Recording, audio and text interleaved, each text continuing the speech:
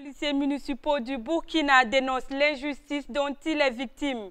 Depuis 3 années, leurs revendications sont toujours au point mort. Ce matin, donc, le collectif a exprimé son mécontentement. Des détails dans un instant. La tenue des élections à bonne date au Burkina Faso est un impératif pour la coordination nationale des organisations de la société civile. Ce matin, elle était donc face à la presse pour dépeindre la situation nationale. L'escalade inquiétante des violences se poursuit dans le nord-est du Nigeria. Les combattants du groupe État islamique en Afrique de l'Ouest ont décimé hier mardi plus de 60 personnes. Un village d'éleveurs au nord-est du Nigeria était la cible de ces assaillants. Voici donc pour les titres de LCA 20h. Bonsoir. La poliomyélite, cette maladie paralysante, a refait surface. Un mal de plus pour le Burkina Faso, déjà engagé sur d'autres fronts.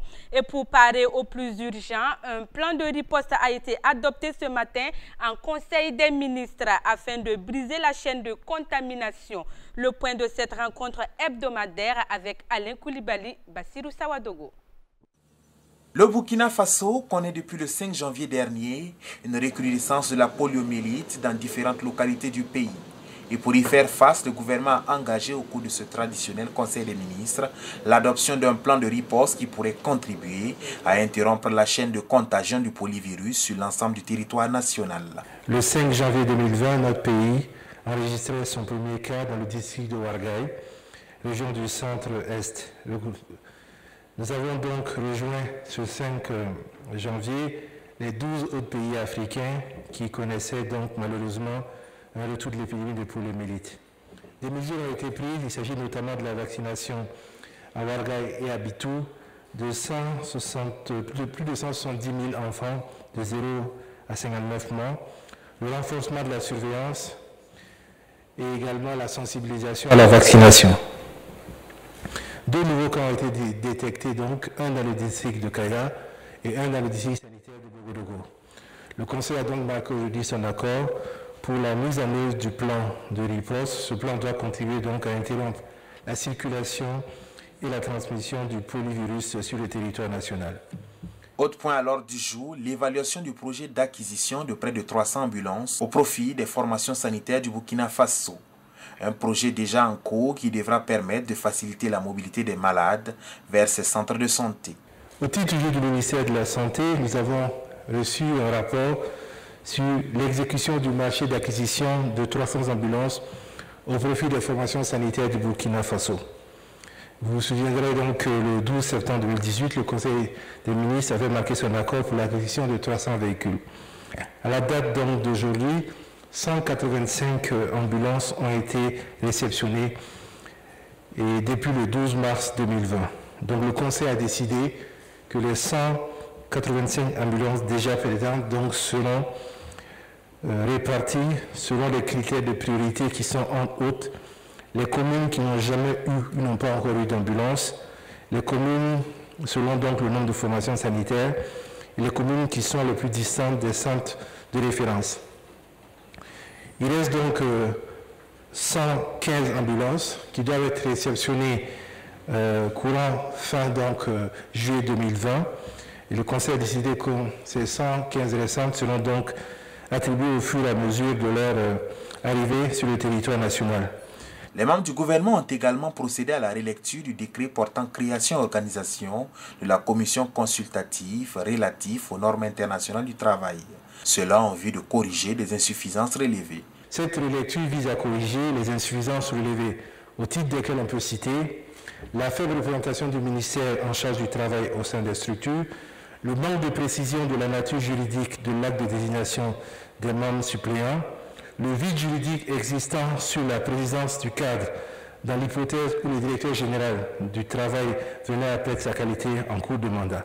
Donc cette relecture va corriger ces insuffisances et va nous permettre donc de respecter l'engagement pris par le Burkina Faso en ratifiant la Convention 144 sur les consultations tripartites. Le Conseil a également adopté un décret portant érection du Bureau national des évaluations environnementales en un établissement public administratif, un dispositif juridique et institutionnel qui devrait permettre à la structure de répondre efficacement à sa mission. Au Nigeria, un nouveau bilan communiqué ce mercredi fait état de 69 personnes tuées par des djihadistes du groupe État islamique en Afrique de l'Ouest. Un village d'éleveurs dans le nord-est était la cible. Les 69 victimes sont en particulier des hommes et des enfants qui surveillaient le bétail à un point d'eau à l'extérieur du village. L'insurrection djihadiste au Nigeria a fait au moins 36 000 morts et plus de 200 millions de déplacés depuis 2009. Et au Burundi, quelques heures seulement après l'annonce du décès de Pierre Nkurunziza, le président de l'Assemblée nationale, Pascal Yabenda, prête serment en tant que nouveau président avant l'investiture du président élu Évariste Ndayishimiye en août prochain. La disparition de Pierre Nkurunziza est à la une des journaux africains ce mercredi. Je vous invite donc à suivre Drissa Traoré pour la revue de presse. Ce mercredi 10 juin, la mort de Pierre Nkurunziza, le président sortant du Burundi, fait la une de nombreux journaux. Nous commençons par Jeune Afrique, qui définit le disparu en ces lignes de la guerre à la paix, puis de la tension liée à sa candidature. Pour la présidentielle de 2015, Nkurunziza aura montré de nombreuses facettes. Ancien maquisard condamné à mort, fervent évangélique, passionné de football, accroché au pouvoir au risque de plonger son pays dans le chaos, le réconciliateur s'est éteint à l'hôpital cinquantenaire de Karouzi. Décès du président Pierre Nkurunziza. Qu'est-ce qui a emporté Mboneza Yamao, c'est-à-dire le guide suprême, s'interroge aujourd'hui le Faso. Le journal émet 3 hypothèses, dont celle d'une neutralisation de Nkurunziza pour raison d'État. Alors, a-t-on éliminé le président sortant pour éviter un scénario à la congolaise, à savoir un président régnant et son prédécesseur qui tire les ficelles, se demande le journal. Quoi qu'il en soit, une page se tourne au Burundi et nombreux sont les médias revenus sur le parcours du président Nkurunziza, un ancien rebelle devenu chef de l'État. Et le journal Togo Matin, pour sa part, ne croit pas à la thèse de crise cardiaque avancée par les autorités du pays. Le quotidien togolais privilégie la piste du coronavirus pour expliquer le décès du président Nkurunziza. N'est-ce pas l'épouse de l'Urus disparu est hospitalisé depuis le 29 mai dernier au Kenya voisin pour cause de Covid-19. Disons parfois que par vocal irrationnel, à l'instar du quotidien d'État burkinabé Sidouaya, qui titre « Mort de Pierre Nkurunziza, terrible destin pour un homme de Dieu ». Un autre quotidien, Le Pays, de rappeler que l'homme qui vient de trépasser est né le 18 décembre 1964 en Gozi. C'est lui qui, pendant les années de Braise, dirigeait le principal groupe armé Hutu, tout en espérant qu'avec le décès de son mentor, le président élu travaillera à réconcilier les Burundais avec eux-mêmes. À demain pour d'autres actualités. Autre point dans cette édition, les Burkinabés sont fatigués et veulent un changement. Pour cela, les élections doivent se tenir à bonne date. Ce n'est pas moi qui le dis, c'est une déclaration de la COP, la Coordination nationale des OSC pour la patrie. La COP était face à la presse nationale ce matin où elle est revenue aussi largement sur la situation nationale dominée par l'insécurité et la maladie à coronavirus. Compte rendu Benjamin Kwame, Achille Ouedraogo. La situation sécuritaire et économique est catastrophique au Burkina Faso. Il ne se passe de jour comme de nuit sans qu'un citoyen burkinabé ne meure par la faute des terroristes et le pouvoir conduit par le MPP a dessus sur ce point. Moi, je ne comprends pas pourquoi les gens pensent que quand on vient aux affaires, on peut faire 5 ans et puis finir son mandat et reprendre 5 ans. Ce n'est pas obligé, même la Constitution n'oblige pas quelqu'un à dépasser les 5 ans là. Vous êtes venu pour 5 ans, vous avez fait, ça n'a pas marché, mais permettez à d'autres Burkinabés d'essayer. On l'a vu en Afrique du Sud, Nelson Mandela est venu. Il a fait un mandat de 4 ans. Le peuple est sorti pour dire il faut continuer parce qu'on a confiance en vous. Il a dit je ne suis pas le seul Sud-Africain. Je ne veux pas, je dépose le pouvoir ici. Quelqu'un d'autre va prendre. Les Burkinabés sont fatigués et veulent un changement. C'est ainsi que la coordination nationale des OSC pour la patrie a dépeint la situation sécuritaire au Burkina devant les journalistes. Dans moins de 6 mois, ce sont les élections présidentielles et la COP donne sa position. Il faut que ces élections se tiennent à bonne date car au soir du 28 décembre, rien ne donne du pouvoir à Roch Kaboré de diriger encore le pays. L'article 40 de la Constitution dit que les élections présidentielles ont lieu 21 jours avant la fin du mandat, c'est-à-dire avant le 28 décembre, ou 40 jours au plus, c'est-à-dire le 18 novembre. Et l'article 165 de la présente Constitution dit, qui a été révisé en 2015, qu'aucun projet de révision de la Constitution n'est recevable lorsqu'il remet en cause, entre autres, la durée du mandat présidentiel. On ne va pas mener un débat, il faut respecter la loi fondamentale. Et Marcel Tankwano d'ajouter. Ceux qui ne veulent pas voir la tenue des élections, ils peuvent s'exiler. Ils peuvent aller là où ils veulent. Mais nous allons nous battre. Si Dieu nous donne la vie et la longue vie, nous allons nous battre pour que ces élections se tiennent et à bonne date. Parce qu'il faut un changement. Oui, la loi fondamentale est là, mais il y a aussi une bonne partie du pays qui est contrôlée par les terroristes. À cela s'ajoute la crise sanitaire. Avec toute cette situation, il faut quand même que quelqu'un soit à la tête du pays après cette date.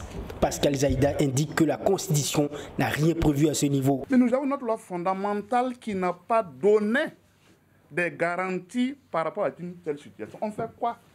Bon, nous ne pouvons pas vous dire qu'on peut aller vers une transition. La Constitution n'a rien prévu.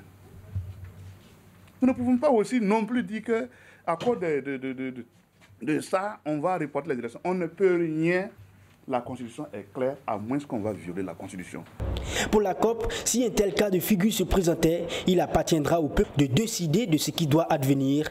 Mais avant, il appartient à la CENI et le pouvoir MPP de réunir toutes les conditions nécessaires pour la tenue de ces élections. La question du coronaton et de l'IUTS était également au menu des échanges.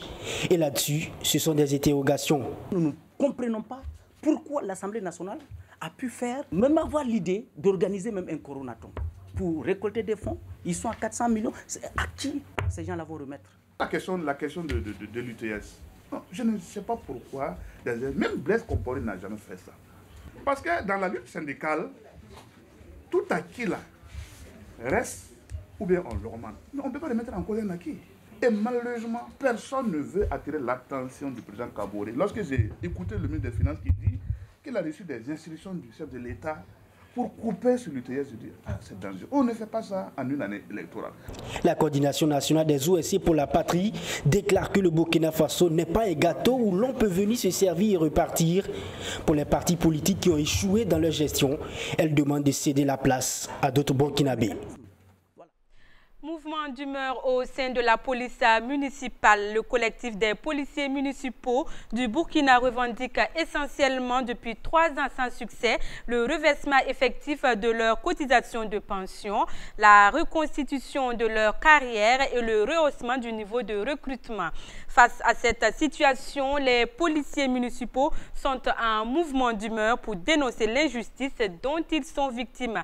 Ahmed Nanema, Constantin Sieda. Municipal entend de réguler la circulation et effectuer le contrôle des véhicules. Aujourd'hui, ces policiers municipaux sont absents de la circulation routière pour dénoncer une injustice. Ils revendiquent le reversement effectif de leur cotisation de pension à la Caisse nationale de sécurité sociale, la CNSS, ou encore à la Caisse autonome de retraite des fonctionnaires, la CARFO. Et en 1995 déjà, à travers les premiers bulletins que nos devanciers ont eus, et retenu charge pension là, c'est CNSS ou bien Carrefour. Maintenant, ni l'un ni l'autre n'a été pris en compte. Ils se sont retrouvés logés dans un compte dit compte trésor, dont nous-mêmes nous ignorons qui est l'auteur du compte, qui a ouvert le compte. Vu que beaucoup de gens sont allés en retraite et vu leur misère, vraiment nous ne pouvons qu'interpeller le gouvernement. Depuis 1995, ce problème perdure et les agents craignent pour leurs vieux jours. Même nos camarades disparus perdent à leurs âmes. Leurs familles sont méconnaissables. C'est comme si leur père n'avait jamais été dans une fonction quelconque.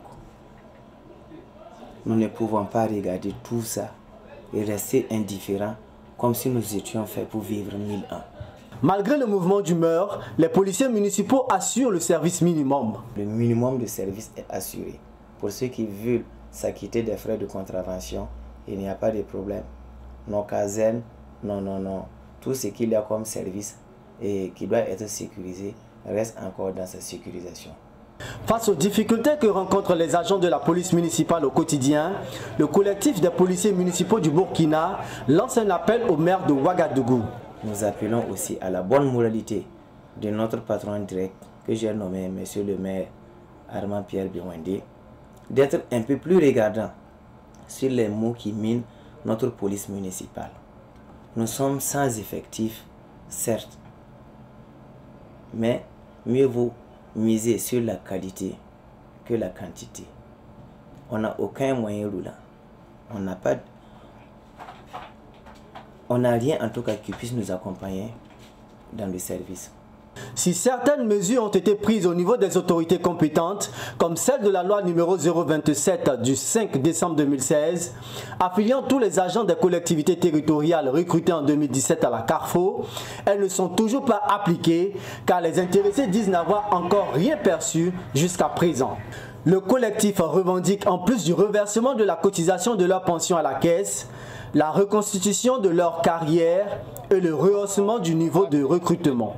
Il demande à son ministère de tutelle, le ministère de l'administration territoriale, de bien vouloir respecter ses engagements vis-à-vis des agents de la police municipale.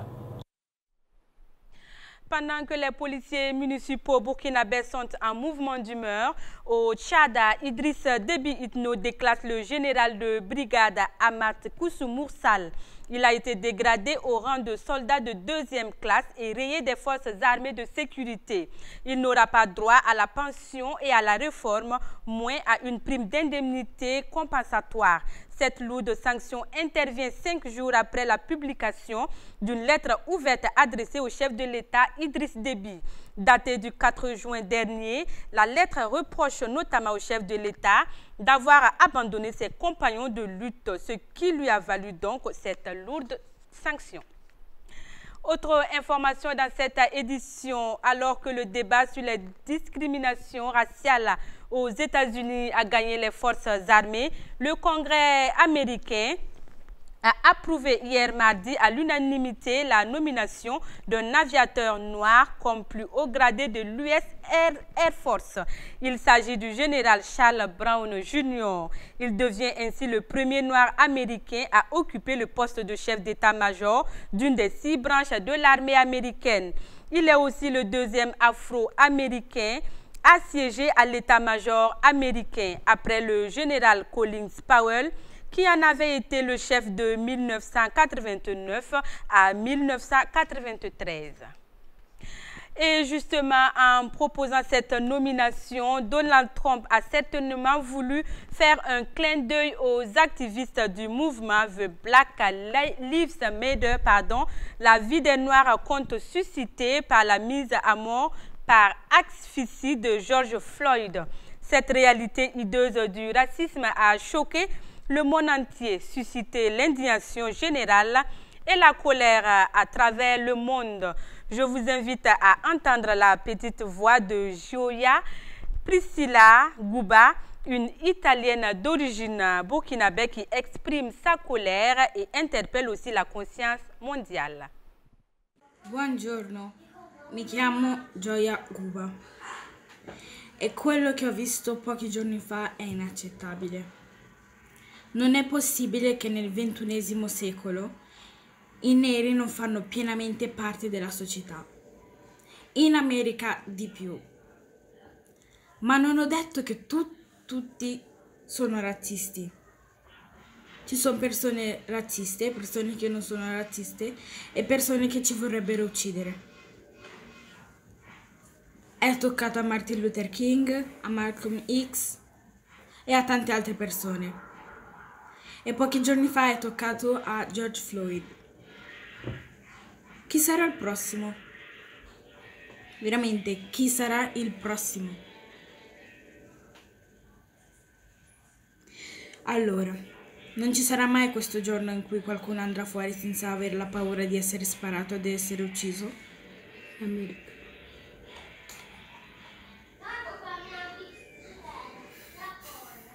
Siamo tutti uguali. Non è che quando mi tagliano e quando ti tagliano escono sangue diversi, sono sangue uguali, rosso e rosso. O non è che quando fanno un'autopsia a me e ti fanno un'autopsia ci sono organi diversi o organi di diverse forme. Il cuore che abbiamo è uguale, ma dentro ci sono emozioni diverse. Quando è che la vita dei neri importerà? Questa è la mia domanda. E spero che con questo video il razzismo possa finire. Retour au Burkina Faso, le centre hospitalier universitaire de Bogodogo dispose désormais d'un centre d'isolement préventif des cas suspects du Covid-19.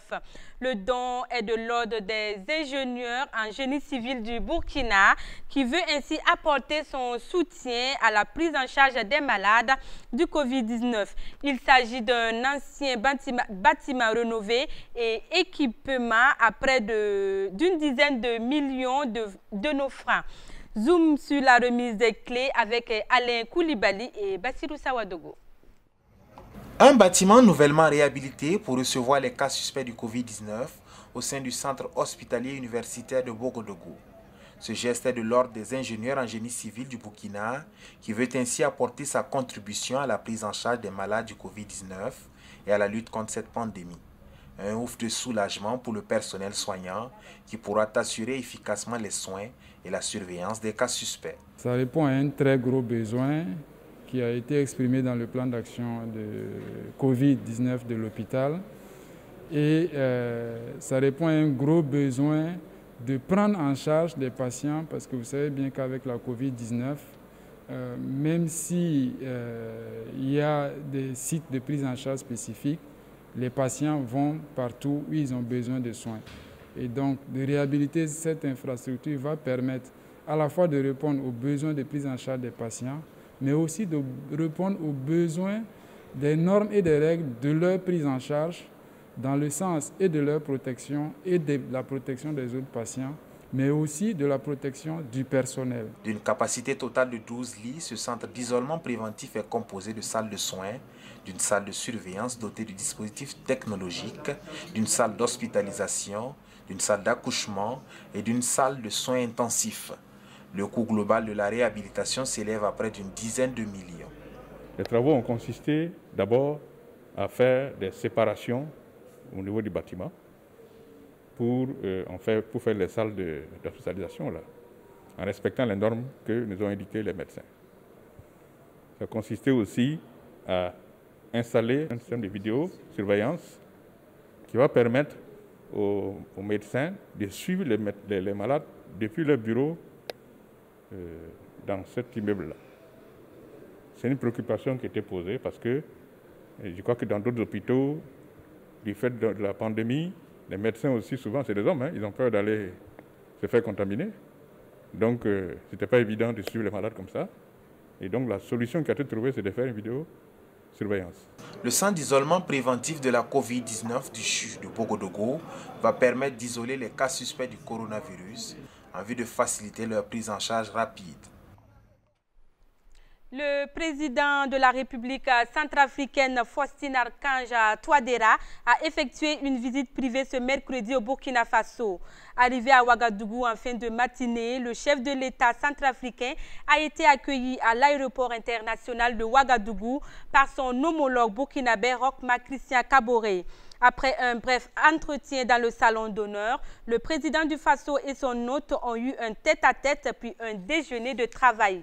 Avant de quitter Ouagadougou dans l'après-midi, le président Faustin Archange Touadéra a remercié le président du Faso pour la qualité de l'accueil qui lui a été réservé et salué l'excellence de la coopération bilatérale entre la République centrafricaine et le Burkina Faso.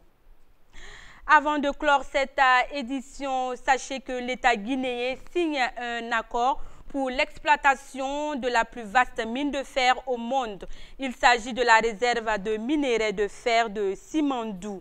L'accord marque une nouvelle étape vers la réalisation d'un projet qui devrait apporter une manne estimée à 15 milliards de dollars sur une période de 25 ans. Le projet comprend la construction d'une voie ferrée de 650 km de la région forestière montagneuse de Guinée jusqu'à la côte. Il est aussi question d'un port en eau profonde. Simandou représente le plus grand projet d'exploitation minière industrielle de la Guinée depuis les années de l'indépendance. Voilà, c'est ce qui met fin à notre édition du soir. Merci de votre attention. Excellente soirée à tous et à toutes.